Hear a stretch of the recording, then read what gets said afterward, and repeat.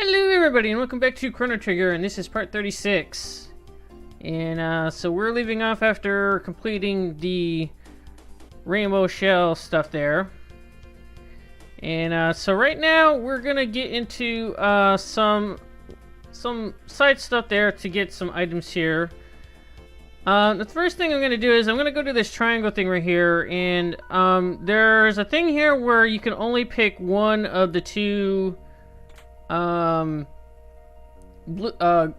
black chess things there, and really it really depends on where you're at to get these there. If you already have like the what it is the one item is a sword for Chrono, and the other one is just a helmet for anybody to use.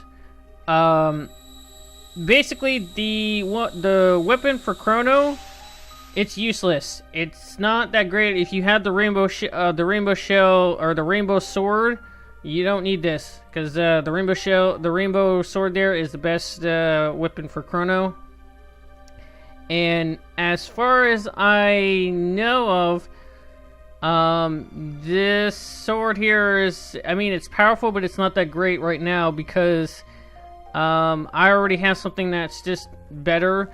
The only thing that it's good for is it actually increases Chrono's I think his speed by a little bit, and that's about it. It doesn't really do anything else for him. So what I'm gonna do here is I'm gonna show what you get in each of them, and then I just will be showing that I got so I'm gonna show off getting the sword first and showing off what it does there.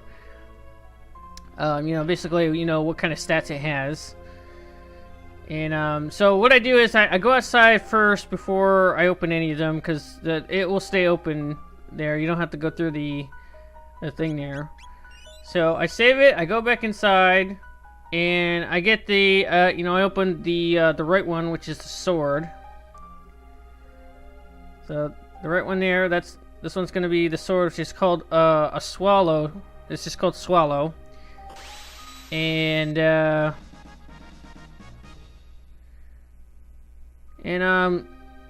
not like dissing the thing there. I have the Shiva edge there, and it's not that great there. It increases his speed by like another +1 there for what I have there, so it's not that great. So I am going with the safety hound, which I believe it cuts physical damage by 1/3. You'll see right here, the safety hound cuts physical damage by 1/3. So basically, you're taking 1/3 off of the damage there from what you usually take there. So you're actually having 1/3 defense, I guess, with it. So I think I end up putting it on. I put it on Robo first, and then. Later on, like, Robo gets his ass, like, whooped. Like, he just, like, I go, deal with the Moonstone side quest there, and the boss for dealing with that thing, like, it destroys Robo. I don't know if it's just because he's a robot and he's just weak against that. It was just, like, no bueno. So I go over here just to see if the prices have changed there, and not yet. In order to change these prices there, you actually have to go and deal with the Ozzy side quest there, which you have to go back to Ozzy's fort there and just kind of deal with Ozzy, Flea, and Slash again. And that's it is very short there with dealing with that, so you can deal with that really quick there. They're not really that hard there. They only have like, I think like they have like 5,000 HP or something like that. They don't have a lot. It's like not that hard to beat them. So, but anyway, so what I'm going to do here is I am going to cut to doing a little thing to where I'm getting more cat food. So that Chrono's cat does not run away there. I get 10 pieces of cat food, I guess. I'm not sure if you're only supposed to do it just once and then you're fine, but I did it a couple of times to where it was like, okay, I did this, like, I think I did it like 5 times or something like that there, so I don't know the logistics on how the cat food works there, because from what I read is that each time you go to a certain screen, it actually uses up a cat food there. I think it's when you enter, I think both the Millennial Fair and Chrono's house there. I think it like uses one or something like that. I don't know. But either way, I did enough there to where it was like it should be okay there. I might actually go back and wait until it's like, okay, there's no more there. There's a lot of stuff that you can do at the Millennial Fair there that you can get some extra stuff there. So I'm actually going to this house there. There's actually some goodies here that we can actually get here. Some tabs there. That's it. Basically, this little town area that we've seen near the beginning of the game there, this is actually, kind of like Ozzy's, like, territory, and, like, his descendants there. So, as you can see here, this is a blue Ozzy-looking dude here, and he's a descendant of the green Ozzy that we fought in 600 AD, which I don't know how that works there, but, okay. So anyways, so if we go upstairs there's another tab there. And, I think I gave them both to, tomorrow, I think. And, so, this thing right here, I was looking at my map, and I was like, where is this cave that they were talking about? I was thinking that was like an extra, like, side quest thing there that I missed, maybe? But no, this is talking about way back in the beginning, to before we were trying to get back to, when we came back from 600 AD the first time there, and we ended up here, and there was no way to getting back to the, we had to get back to the Millennial Fair. So yeah, so basically, that was just talking about the little, boss thing that we fought when we went to the cave near, Melikor's house there. So this is, me looking at the map here. And it's actually that little mountain thing in the very center of the map there. That's actually where they were talking about the west cave right there. I thought it was talking about like it was off in the ocean or something like that there. And I'm just like, where the hell is this cave that they're talking about? And it's just talking about the little cave right there. So yeah. So what I'm gonna do next here is I accidentally go to 600 AD there, but I actually should have went to 1000. I should have stayed here in 1000 AD. If you go into the very southern town down there, well, actually before I do that, before I'm gonna be going to do that, I'm actually going to get an accessory that I'm gonna be getting another special rock accessory. You know, like the black rock. We're gonna be getting what's called a gold rock accessory, which promotes a triple technique there. And you're supposed to have Frog as your leader thing there, and you're actually supposed to go up the little thing there, like I do here, and you'll get this little cutscene. And I guess that thing that's throwing those rocks there, I guess his name is Freelancer. I don't know. But I guess apparently he was throwing all these accessories at us, and we're just like, okay, we caught one. So, I believe, I'm not really sure what the triple is for. I'm sure it involves, Frog there. I'm thinking it's probably Frog, Luca, and I'm gonna say maybe Magus, because most of these items here are for Magus to get in some of the triple techniques there, because he doesn't have any triple techniques with anybody. So I guess they just kind of like implemented some items there that actually just invoked the thing there. And so what I'm doing right here is I'm going ahead of myself. You need 10,000 money here to get this. Get some jerky there, and later on, I'm not going to show it off in this video here, but later on there, when we actually do the moonstone thing there, we actually have to change someone's generosity levels, and that will come into play later there. So I'm just gonna hold on to that for right now there. And so right now, what we're gonna do is we're gonna go to the future here, and we're actually gonna deal with the Moonstone side quest there. I'm actually gonna go to the little thing right here. This is the sun. I think it's called the Sun Palace. Yeah, it's called the Sun Palace there. So that cut right there, this is actually my second attempt here. I actually had, I think I had Magus and Robo in my party there, and it just didn't work there.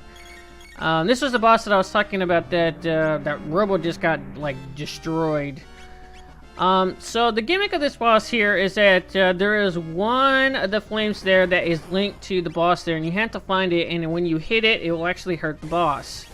And the problem is you can't just, you know, do a hit everything there and it will hit it.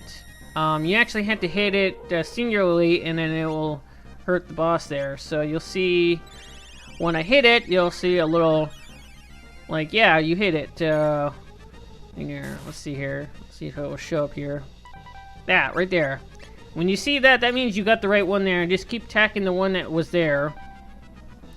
And, yeah, that's pretty much the gimmick of this boss here, and it actually does this, you know, shuffle like that, and you actually have to find it again. And I would suggest having, if you have anything that helps protect against fire, you know, for obvious reasons here, you know, I would actually have that equipped there. Luca is pretty much, she's gonna be like the sole survivor here. She's gonna be not gonna be worried about there. I mean, she can die, but it's, you know, it's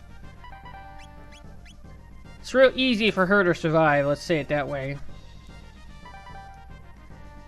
So basically, you know, that's